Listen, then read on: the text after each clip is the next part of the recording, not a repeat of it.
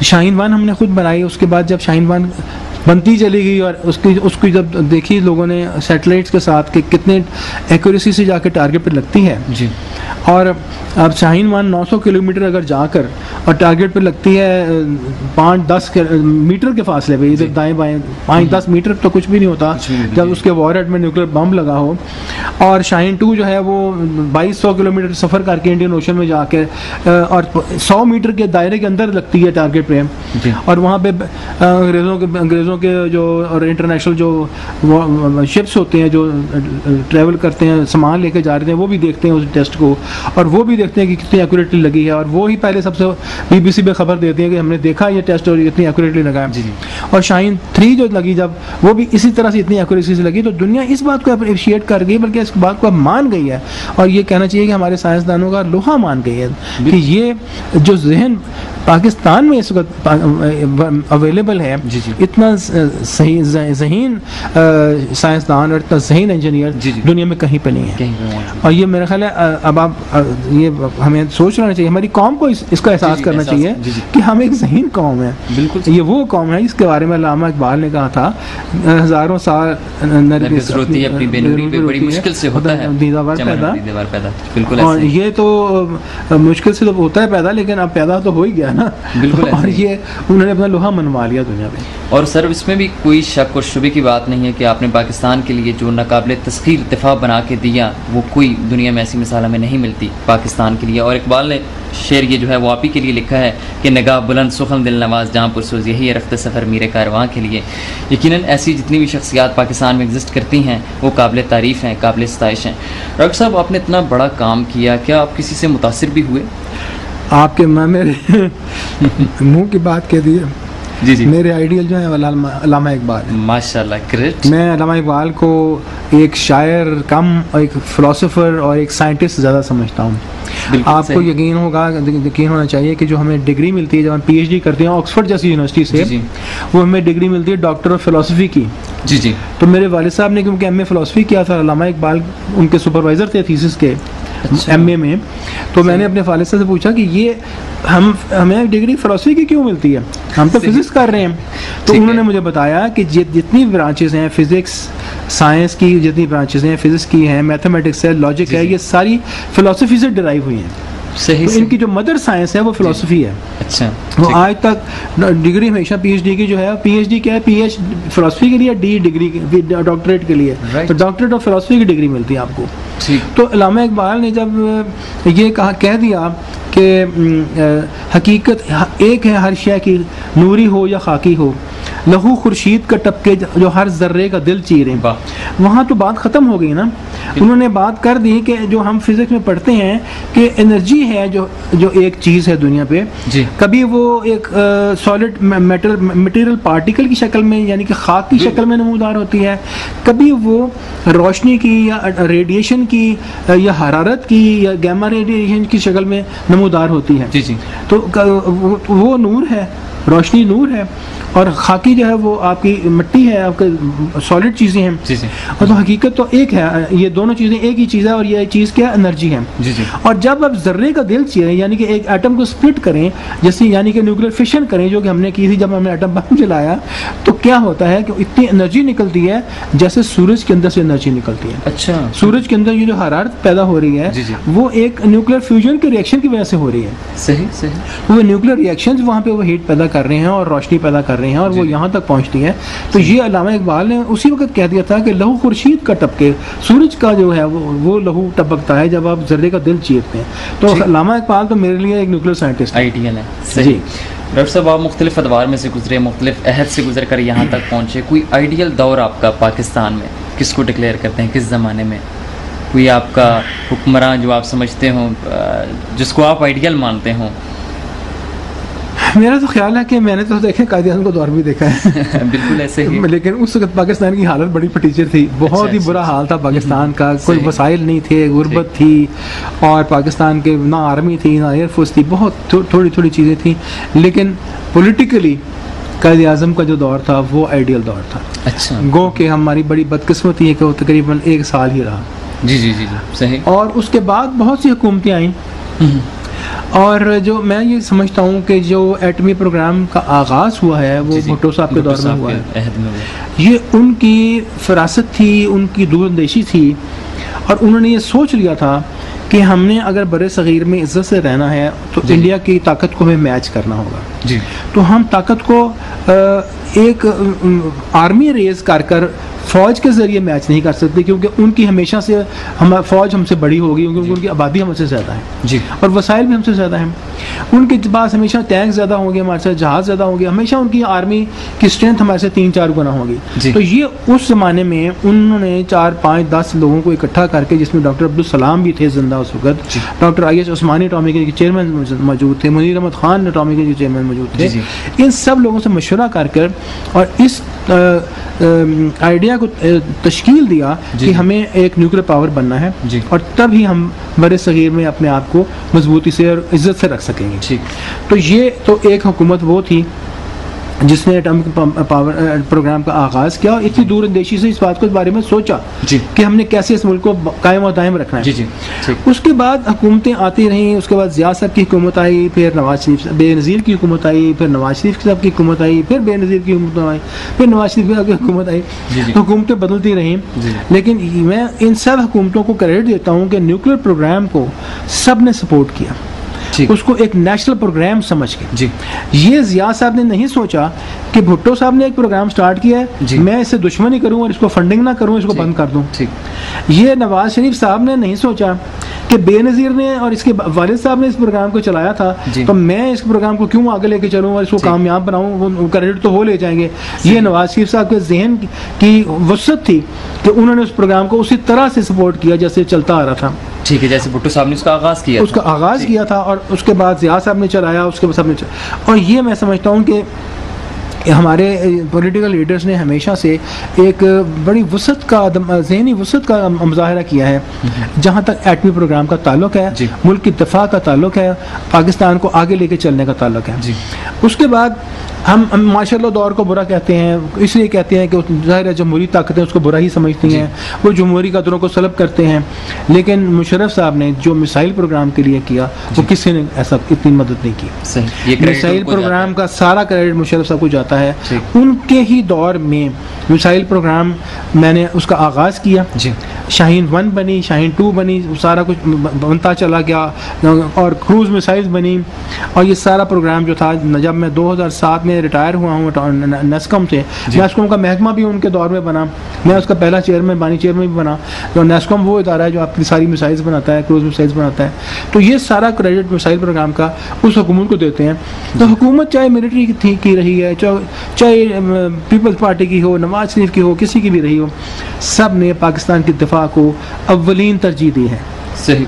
और आज कल भी आप देखते हैं कि जब हमारे मुल्क में टेररिज्म का थ्रेट है, हमारे मुल्क में अक्रॉस द बॉर्डर थ्रेट आते हैं, हमारी हुकूमत खा कोई भी हो, चाहे इमरान खान कुछ भी कहे, चाहे नवाज शरीफ के साथ कुछ भी कहे, चाहे पीपल पार्टी कुछ भी सोचे, उस वक्त MQM को सोचे, सब एक मेज़ पे इकट्ठे होकर और इकट्ठे मुकाबला करते हैं बैरूनी ताकतों का, पाकिस्तान को मुस्तहकम करने के लिए। ये हमारी कौम में, हमारी नेशन में एक सलाहियत है कि मुश्किल वक्त पे, आजमाइश के वक्त पे, चाहे ज़लज़ला आ जाए, चाहे फ्लड्स आ जाए, चाहे बैरूनी कोई इसके ऊपर थ्रेट हो, हम सारे एक हो जाते हैं हमेशा, और ऐसी कौमों को कोई शिकस्त कभी नहीं दे सकती। बिल्कुल ऐसा ही है। डॉक्टर साहब, आप Pakistan national engineering and scientific commission के बानी और चेयरमैन भी रहे, जो कि पाकिस्तान की सबसे बड़ी साइंटिफिक ऑर्गेनाइजेशन है। इसका क़याम जो है, यानी कि आपने ज्वाइन कब किया और कितना अर्सा यहाँ पर रहे? जी, ये ऐसे था कि छोटे छोटे इदारे थे, 4-5 जी मुल्क की दिफा के लिए काम कर रहे थे जी। एक था नेशनल डेवलपमेंट कॉम्प्लेक्स जी, एक था एयर वेपन्स कॉम्प्लेक्स जी। ये दोनों सन 92 में बने थे जी। उसके अलावा फिर एक नेवी का था मैरीटाइम कॉम्प्लेक्स जी, वो बना था कोई 1999 में, 2000 में जी। फिर उसके बाद डेस्टो थी, defence and science and technology organisation, जो कि बहुत पहले की बनी हुई थी जी। कुछ काम एटॉमिक एनर्जी कमीशन कर रहा था दिफा के लिए, कुछ काम स्पार्को कर रहा था, मिसाइल्स वगैरह बनाने की कोशिश कर रहा था जी।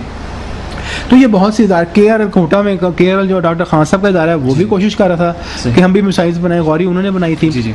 तो ये सारे इदारे काम कर रहे थे जगह जगह पे जी।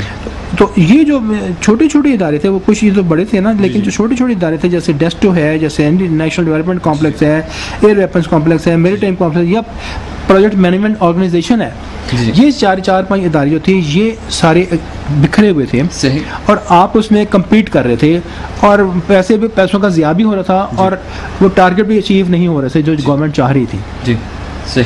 तो मुशर्रफ साहब ने एक GHQ में जी एक सेल बनाया जिसको ये ड्यूटी दी कि किसी तरह से इस प्रोग्राम को कामयाबी से किस तरह से आगे लेके चला जाए। जी। तो उस सेल के जो सरबराह थे वो मेरे पास मुझे भी मिले। उस वक्त नेशनल डेवलपमेंट कॉम्प्लेक्स का डायरेक्टर जनरल था। जी। तो वो मुझे मिले और उन्होंने मशवरा किया। तो मैंने उनको कहा जी कि जब जितनी देर तक ये सारे यकजा नहीं हो जाएंगे एक ऑर्गेनाइजेशन के नीचे। जी। और मैंने उनको मिसाल दी कि देखें, अगर इंडिया ने एटॉमिक प्रोग्राम स्टार्ट किया तो उन्होंने DRDO बनाई है। जी। अगर अंग्रेज़ों ने एटॉमिक प्रोग्राम स्टार्ट किया है तो उन्होंने एटॉमिक वेपन्स रिसर्च एस्टेब्लिशमेंट बनाई है। एटॉमिक एनर्जी नहीं, एटॉमिक वेपन्स रिसर्च। अगर फ्रांस ने किया है स्टार्ट तो उन्होंने कमिश्नर न्यूक्लियर बनाई है फ्रांस में। इसी तरह से अमेरिका ने जो किया तो उन्होंने कैलिफोर्निया में अपना वो प्रोग्राम न्यूक्लियर प्रोग्राम के लिए अलग डिपार्टमेंट बनाई। तो ये सब मुल्कों ने जब न्यूक्लियर वेपन्स का प्रोग्राम शुरू करते हैं या मिसाइल प्रोग्राम शुरू करते हैं या न्यूक्लियर वॉरहेड बनाते हैं तो उसके लिए एक मखसूस महकमा बनाना पड़ता है। एटॉमिक एनर्जी कमीशन जो है वो एग्रीकल्चर पे भी काम करती हैं, मेडिसिन पे भी काम करी होती हैं, फंडामेंटल रिसर्च भी करती हैं। वो उन ममालिक में वो ये काम पे फोकस नहीं कर सकते। तो बिजली भी उन्होंने बनानी होती है न्यूक्लियर तरीके से। जी जी। तो ये बात एक इदारा बनाएंगे हम, जब तक नहीं बनाएंगे और उनके नीचे ये सब डिपार्टमेंट जो दिफा पे काम करेंगे इकट्ठा नहीं करेंगे तो ये पैसों का ज़िया भी होता रहेगा और टारगेट भी अचीव नहीं होंगे। सही। ये जब मेरा ख्याल था ये मुशर्रफ साहब को कन्वे हुआ तो उनको ये बात बहुत पसंद आई। ठीक। तो इस तरह से फिर ये एक बड़ी हाई पावर्ड मीटिंग हुई जिसमें सारे आर्मी, नेवी, एयरफोर्स के चीफ बैठे। मुशर्रफ साहब ने उसको हेड किया, उसको वो चीफ एग्जीक्यूटिव थे, CEO थे। जी। एटॉमिक एनर्जी के चेयरमैन बैठे, केरल के खान साहब बैठे, सब लोग बैठे और सुपार्को के हेड बैठे। तो सब ने मीटिंग में फिर ये डिबेट किया। डिबेट करके तो उस वक्त ये फिर जो मैंने कॉन्सेप्ट दी थी, ये अल्लाह का शुक्र है मुशर्रफ साहब ने इसको सबको आगे कन्विंस किया, आगे से खुद भी बड़ी मेहनत की और ये प्रोग्राम ये नेस्कॉम जो था ये बन गया। ये इसका नेस्कॉम का नाम भी मैंने ही रखा था। ये national engineering and scientific commission का मुखफ़फ़ है नेस्कॉम। तो ये किस सेहत की बात है जब इसको ये 1 जनवरी 2001 इस सदी के पहले दिन से ये इसका आगाज़ हुआ। सही। और मैं इसका बानी चेयरमैन हूँ। ठीक है। पहला चेयरमैन था। मुझे उसी मीटिंग में चेयरमैन के लिए पूछा गया किसने बनना है, तो मैं एटॉमिक एनर्जी कमीशन का चेयरमैन बनने के लिए मतलब नंबर 2 था। तो वो चेयरमैन रिटायर होने वाले थे। तो मुझे मुशर्रफ साहब ने कहा आपने एटॉमिक एनर्जी कमीशन का चेयरमैन बनना है कि नेस्कॉम को संभालना है। मैंने कहा मैं एक चैलेंज को एक्सेप्ट करना ज़्यादा बेहतर समझता हूँ, पसंद करता हूँ, क्योंकि ये नया महकमा होगा तो सबको यकजा भी करना मैं चाहूँगा। तो मुझे फिर इसका चेयरमैन बना दिया गया। ये जिम्मेदारी फिर मैंने 7 साल तक अपने पास रखी। और इस 7 साल के आखिर पे शाहीन 1 मास प्रोडक्शन में थी और आर्मी को मिल गई थी, शाहीन 2 मिल गई थी, बाबर क्रूज मिसाइल बहुत आगे पहुंच गई थी, शाहीन गौरी बन गई थी। तो इस तरह से बहुत सारी वेपन्स बन के हमारी आर्मी इनसे लैस हो चुकी थी। ठीक है जी। तो अच्छा ये बताइए कि आपको पाकिस्तानी सिविलियन अवार्ड से कब नवाजा गया? वो कि आपने पहला अवार्ड मुझे मिला था जब मैंने एटॉमिक कोर टेस्ट पहला किया था जी। तो उसके बाद फिर मैंने बहुत सारे काम और भी किए और बहुत सारे डिज़ाइन एटम बम के और भी बनाए। तो सारा काम मजबूरी तौर पे जब जमा हो गया काफ़ी सारा काम, तो 1992 में मुझे 17 इम्तियाज़ से नवाजा गया। उसके बाद फिर जब एटॉमिक टेस्ट मैंने किया सन 98 में चागी में, उस वक्त फिर मुझे उससे जो नेक्स्ट ऊपर बड़ा अवार्ड है हिलाल इम्तियाज़, उससे नवाजा गया। ठीक है। और जब फिर मैंने मिसाइल प्रोग्राम को बहुत लेके आगे चला और बहुत हमारी कामयाबी से शाहीन 1 बनी और शाहीन 2 बननी शुरू हुई है, वो उस वक्त उसको रिकगनाइज़ किया गवर्नमेंट ने और मुझे फिर उस वक्त निशान इम्तियाज़ जो सबसे बड़ा पाकिस्तान का एजाज़ है वो सिविलियन अवार्ड वो दिया गया। माशाल्लाह। डॉक्टर साहब एक तजाद मौजूद है। डॉक्टर अब्दुल कदीर खान साहब बेशतर औकात आपके ख़िलाफ़ बयान देते नज़र आते हैं, हालांकि आप हमारे लिए दोनों मोहतरम शख्सियात हैं जो मुल्क की सलामती और दिफा के लिए काम करते हैं। ऐसा तजाद क्यों है? देखिए, अब्दुल कदीर खान साहब के बयान तो आपने जिक्र कर दिया। आपने कभी मेरा बयान उनके ख़िलाफ़ सुना? कभी नहीं सुना। मैं एक बात यह समझता हूँ कि जो एटॉमिक हमने प्रोग्राम चलाया, एटम बम का टेस्ट किया, ये मेरी अकेले की काविश नहीं थी।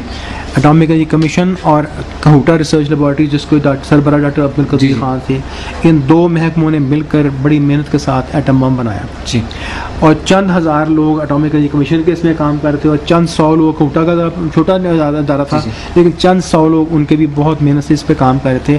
और ये कई हज़ार लोगों की मेहनत, और वो भी तकरीबन कम व बेश 15-20 साल की मेहनत का नतीजा था कि पाकिस्तान एक कामयाब एटमिक तजर्बा कर सका और न्यूक्लियर 7वीं न्यूक्लियर ताकत बन सका दुनिया में। तो ये जब आप मेरे जहन में बात रही तो मैंने कभी ये कोशिश नहीं की कि मैं का लफ्ज़ इस्तेमाल करूँ।